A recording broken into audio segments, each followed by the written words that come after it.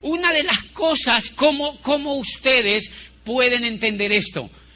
Abogado, rector de una universidad con posgrados, y yo no sabía el juego de la economía. La economía es un juego. ¿Sabían ustedes eso? La economía es un juego que lo que pasa es que la saben jugar unos pocos. La economía es un juego que lo saben jugar unos pocos y sencillamente los que no la aprenden a jugar se atienden a las consecuencias. Se atienden a las consecuencias. Les voy a contar un poquitito en qué consiste ese juego. Miren lo que pasa.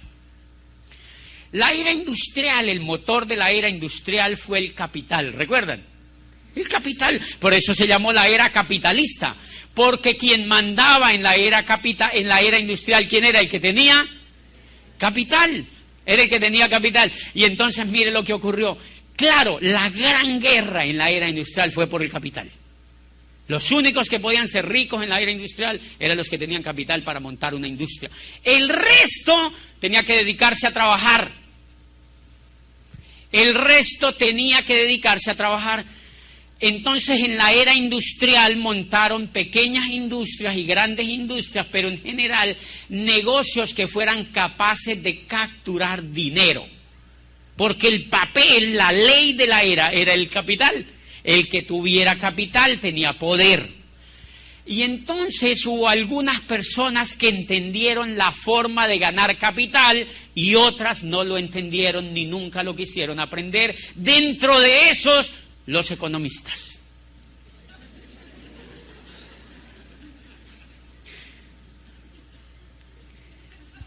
Qué susto, ¿verdad?, esa afirmación. Porque miren, ¿qué fue lo que pasó? Miren lo que ocurre, el modelito de la era industrial. Cuando el modelo, no solamente la educación tradicional, sino todo, lo que educa, que es la tele, que es la gente, que es la asociación, que son las relaciones entre nosotros mismos, todo eso educa, no es solo la escuela, todo educa. ¿Cómo empezó a funcionar eso? Miren, recuerden que la era industrial se raptó muchas de las cosas privadas que nosotros teníamos. Antes de la era industrial, adivinen dónde cuidaban los enfermos. En la casa. Pero alguien, un capitalista, armó una cosa que se llamó hospital. Y le dijeron a la señora, no cuides a tu papá, tú no puedes. Ándate a trabajar y yo te lo cuido. Aquí te lo mato. Nosotros te lo ayudamos a matar acá. Entonces mandaron a la señora a trabajar y ellos armaron un negocio para cuidarle al papá. Antes los enfermos los cuidaban en la casa. Yo les hago una pregunta. ¿Dónde creen que se cura más rápido un enfermo? En la casa. ¿Sabían ustedes que el mayor flujo de enfermedades son enfermedades que tienen relación con problemas emocionales, con problemas de afecto, con problemas psíquicos, con montones de cosas que vienen del cerebro? No se imaginan la cantidad de sanidad que hay cuando hay afecto. Imagínate uno bien enfermo físicamente, y que se lo lleven a una fábrica de esas. ¿Vieron cómo armaron los hospitales? Como fábricas. Como fábricas. Y uno llega, ¿han visto lo que hacen con un enfermo? ¿Tienen anestesia? No, sin anestesia. O sea, el campo de la salud se volvió cruel. Se volvió cruel porque todo el mundo empezó a demandar ese servicio que se llamó salud y armaron fábricas. ¿Qué hicieron los ricos de la mayoría de ciudades? Yo me voy a armar otra clínica. Entonces armaban una clínica aquí y le ponían otra clínica al lado. Clínicas, porque ese era un gran negocio. Señores, ¿quieren que les diga una cosa? Apenas empieza a terminarse la era industrial, a mí me impresiona en Colombia lo que está ocurriendo. Hay programas enteros del sector salud donde hacen que las personas les instalan los aparatos en la casa y los vuelvan a cuidar en la casa.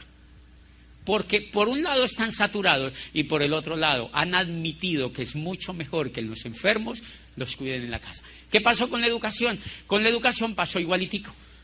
Antes de la era industrial, la educación la hacían con profesores personalizados.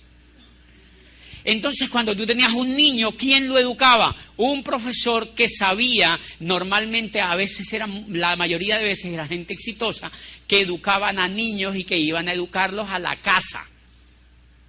¿Y quiénes eran los únicos que podían pagar eso? Los ricos. Los pobres no podían educar a los hijos porque los ricos podían pagar eso, ¿ok? Y así Aristóteles, por ejemplo, fue llamado por Filipo de Macedonia para que educara a Alejandro Magno. Entonces el profesor de Alejandro Magno fue Aristóteles. Y Aristóteles le mostraba al pequeño Alejandro el mundo que él podía conquistar cuando fuera el rey de Macedonia. O sea, literalmente la educación le dañó el coco a Alejandro Magno. ¿Qué pasa hoy con nuestros niños? Nosotros los mandamos a una fábrica que se llama educación para que los eduque un empleado. Miren el cambio que tuvimos. Los padres tienen los niños, le dijeron a la señora, tranquila, tenga los niños, váyase a trabajar y nosotros se los educamos. Y los profesores son empleados. ¡Qué susto eso! Los profesores son empleados, entonces ese empleado no tiene la capacidad de dañarle el coco al niño. Porque el empleo, señores, fue el estadio en el que evolucionó la esclavitud. Qué pena, pero así fue. Yo por eso dejé eso hace rato. El empleo fue la evolución de la esclavitud. Recuerden que antes de la era industrial, la gran mayoría y mucho al comienzo se trabajaba a través de los esclavos. Ser esclavo en aquella época era genial. De verdad que era genial, porque al esclavo le daban el techo, le daban la comida y le daban el vestido. Sí, de vez en cuando le pegaban. Sí, le pegaban sus palmadas de vez en cuando. Pero en general el esclavo estaba protegido. Miren lo que hicieron cuando empieza la era industrial. Los liberaron. Y les dijeron que ahora eran libres y que ahora se tenían que poner a trabajar como empleados. Porque no era negocio mantener toda esa gente, darle ropa, techo y comida. Entonces al señor le dijeron, váyase a trabajar donde otro y yo te pago. ¿Cuánto? Lo que a mí me dé la gana. Pero eso sí, eso que yo te pago, tú te lo vas a gastar en cultura, en educación, en ropa, en salud y en vacaciones. Y a la gente le empezaron a pagar tan poquito que montones de gente empezó a morirse de hambre en las calles de Florencia, de París y de Roma. Y la gente se desesperó por la miseria que había y empezaron a hacer guerra contra las empresas y apareció la primera revolución del trabajo. Los trabajadores quemaron las fábricas, señores. En Inglaterra acabaron con las fábricas porque la dignidad de la gente era tocada. Y entonces apareció el Estado y les dijo, señores empleadores, señores capitalistas, ustedes sí pueden tomar empleados. Pero de ahora en adelante no les pueden pagar lo que ustedes quieran. A partir de ahora ustedes mínimo les tienen que pagar el salario mínimo. Y ese es el surgimiento del salario mínimo. O sea, al menos les tienen que pagar para que a esta gente no vaya a fallecer. Por eso el salario es como un tanque de oxígeno para que uno al menos respire. Para que al menos le alcance a uno para ir a vender el cuerpo.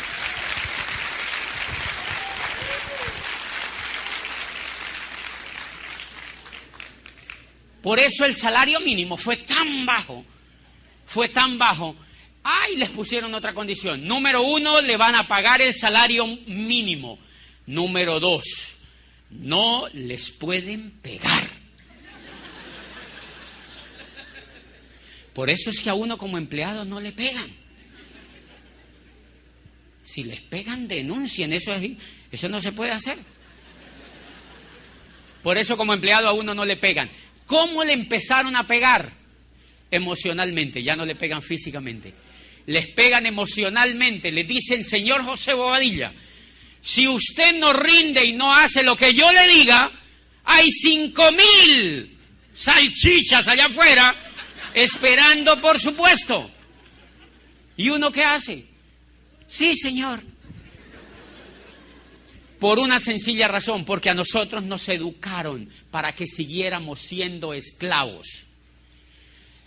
El modelo educativo tradicional que armó la era industrial fue un modelo educativo armado para mantener a la gente en la esclavitud. Lo que pasa es que la gente no se dio cuenta. Ahora ya el esclavista no fue un señor, sino una cosa que se llamó dinero. El esclavista ya no fue un señor determinado, sino una cosa que se inventaron comenzando la era industrial, que nació en Florencia renacentista y que nació en la Italia del Renacimiento, y fue el poder del dinero y el poder de la deuda para humillar a la gente y para esclavizarla. Y entonces arrancó el juego. ¿Cómo arrancó el juego? El rico montó su salchichería para educar a los niños, así como el otro inventó la clínica para curarte el enfermo. Bien, y el niño entonces lo mandamos a ese sitio. ¿Quién no lo educa? Un empleado. ¿Ese empleado es un soñador? No, que va, ese empleado le da el sueño. Uno va y ve a esos profesores. ¿A qué horas marcarán las 6 para salir corriendo de aquí? Señores, porque allí no hay soñadores. Si ustedes van a cualquier modelo educativo tradicional, ustedes allí no encuentran soñadores, porque son empleados. Los empleados están educados para no soñar. Los empleados están educados para no rebelarse. Los empleados fueron educados para no romper el molde. Entonces el papá manda a su niño a ese establecimiento y empieza a pagar. Normalmente el papá es empleado. Manda a su hijo a que se lo eduque un empleado. Él trabaja para otro. El profesor también. ¡Qué cuadro más lindo! El papá trabaja para otro, el profesor también, y ahí hacen equipo. Y el papá manda a su hijo, lo mandan, despiertan estos niños a las 5 de la mañana, los mandan a estudiar. El niño no quiere ir, porque el niño chiquito, adivinen qué quiere hacer. Dormir. Porque en la etapa de cuando uno está chiquito, lo que se le desarrolla es el cerebro. Y en cambio esta educación puso a los papás a que se madruguen, los bañen, le den unas palmadas en las nalgas y le digan, se va a estudiar. ¿Por qué, papi? No quiero ir. Porque yo quiero que seas como yo. No.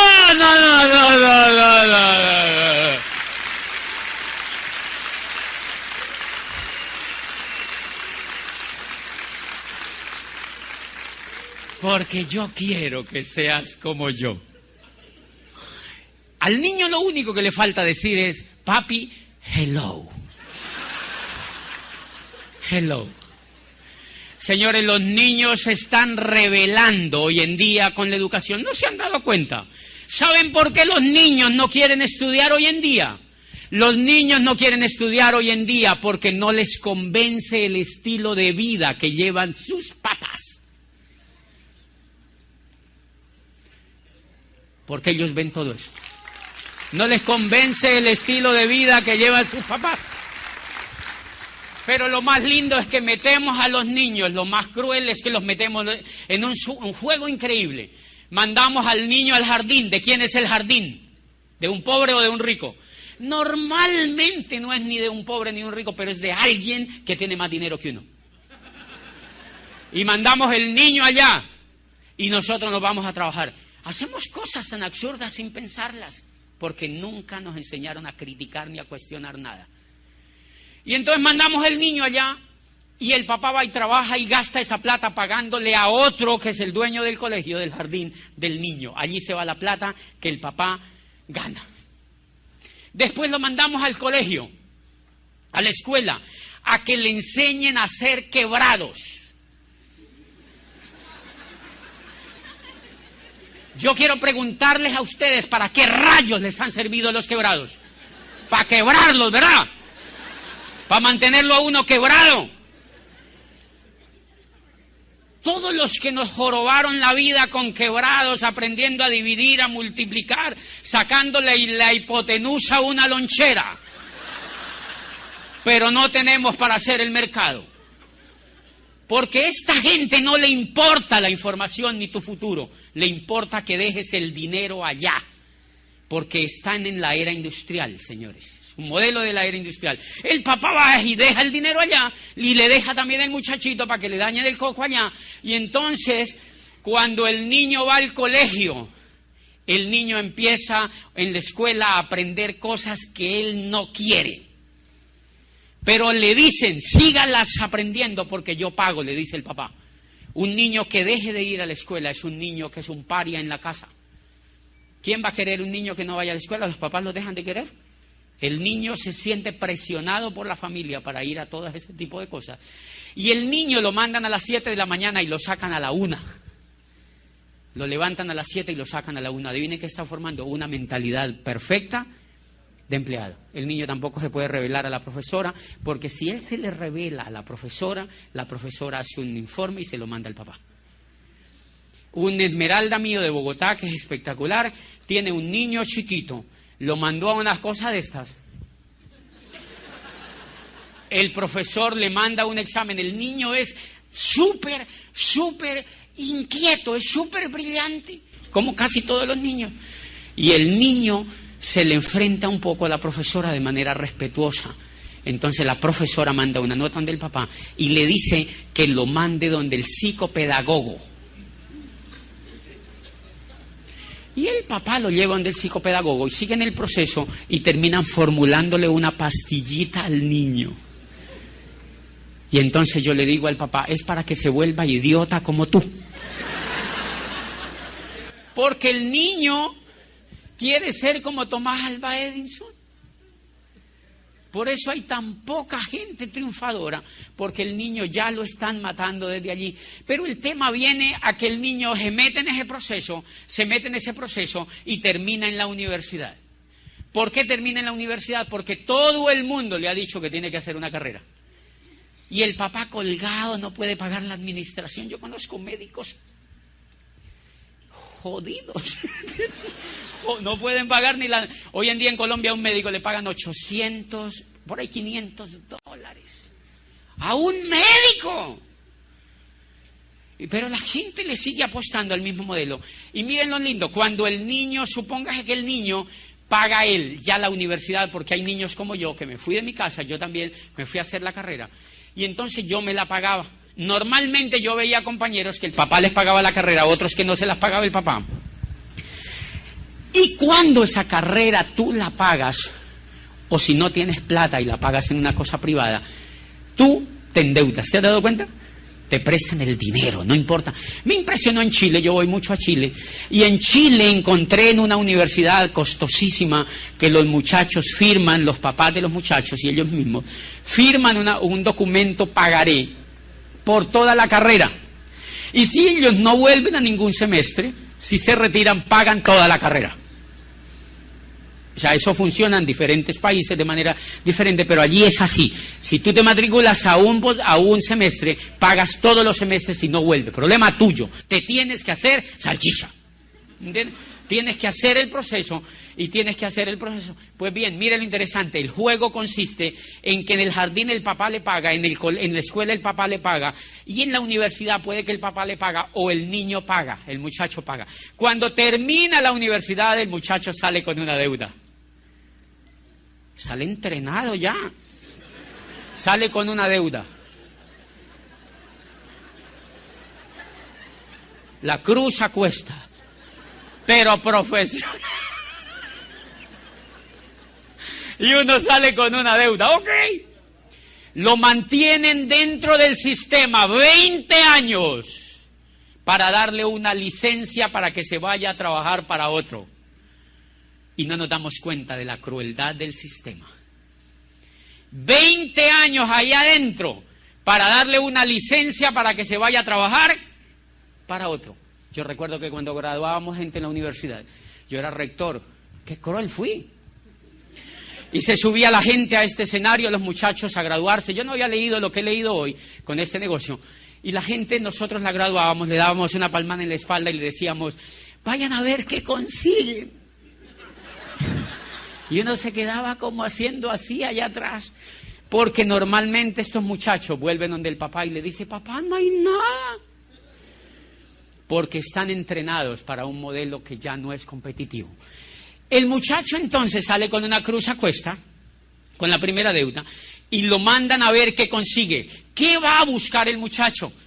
Trabajo. A él no se le ocurre generar riqueza, sino que se le ocurre conseguir trabajo. Uno dice, y con esa cabezota que tiene, es increíble, se les ocurre buscar trabajo y se van a buscar trabajo, porque ellos se han dado cuenta que el papá trabaja, que la profesora trabaja, que todo el mundo en el entorno trabaja y que normalmente son empleados. Él se va a buscar trabajo, perfecto, va y consigue trabajo. ¿Quién le da el trabajo? ¿Un rico o un pobre? ¿Un rico? Los pobres no dan trabajo.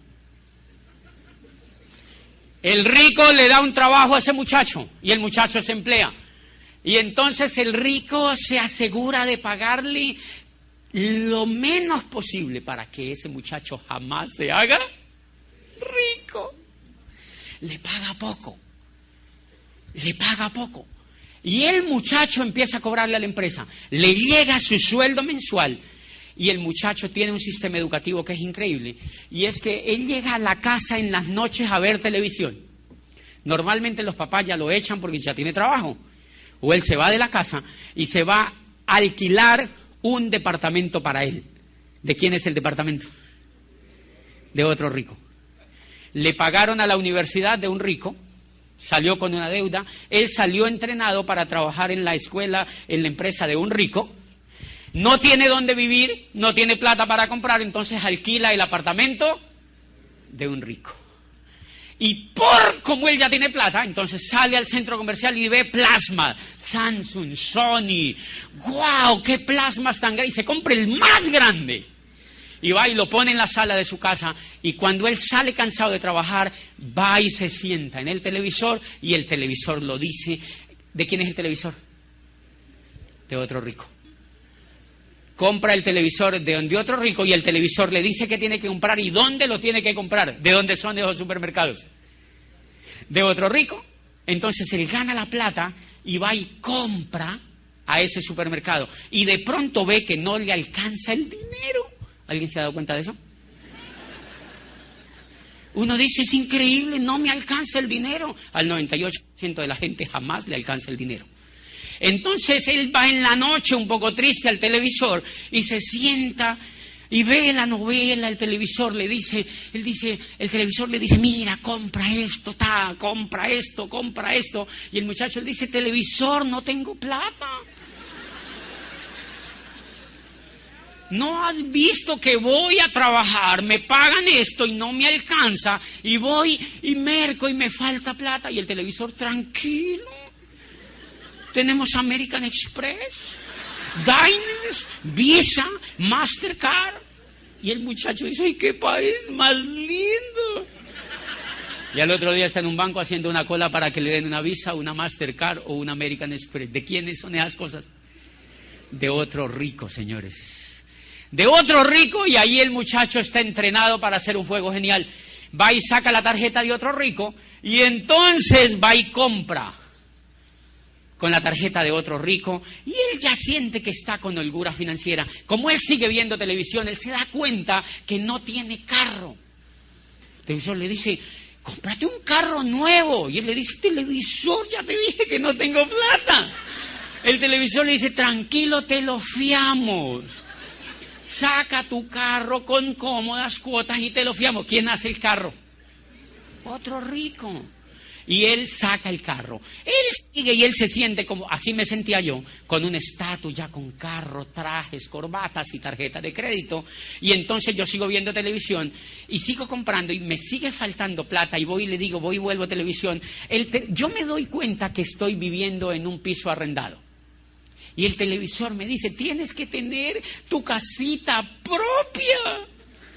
Ya vas a tener 2 niños, tienes que tener tu casita propia, porque a todos nos han dicho que hay que tener una casa propia. ¿Quién pone el aviso en el televisor? Un constructor que vende casas. Y entonces el muchacho le dice, televisor, es que no tengo plata. No te preocupes, te la fiamos a 30 años. Para que tú las pagues con cómodas cuotas. ¡Qué país más lindo! Y va y toma la casa. Entonces ya le debe a la universidad, le debe a las tarjetas, ya le debe al del carro y ahora le debe a la casa. Tiene 29 años y le han dado 30 para pagar la casa. Cuando ese muchacho termine de pagar la casa, ya no tiene ni próstata.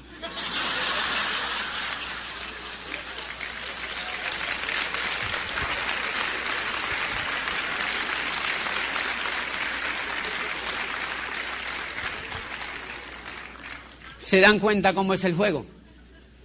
¿Se dan cuenta cómo es el juego? Ese muchacho termina la vida trabajando para otro, jugándole el juego a otro. Lo más agresivo que yo vi es, ¿y entonces por qué la educación no nos enseña a jugar el juego? Si ese es el problema, señores, ¿por qué en ningún sitio de la educación le enseñan a tus hijos cómo funciona la economía? ¿Sabían que eso no lo saben ni siquiera los economistas? No lo saben porque los economistas hacen parte del mismo sistema. Ellos lo que saben es la inflación, la deflación, la recesión y la quebrazón. Estas son las teorías que les enseñan a los economistas.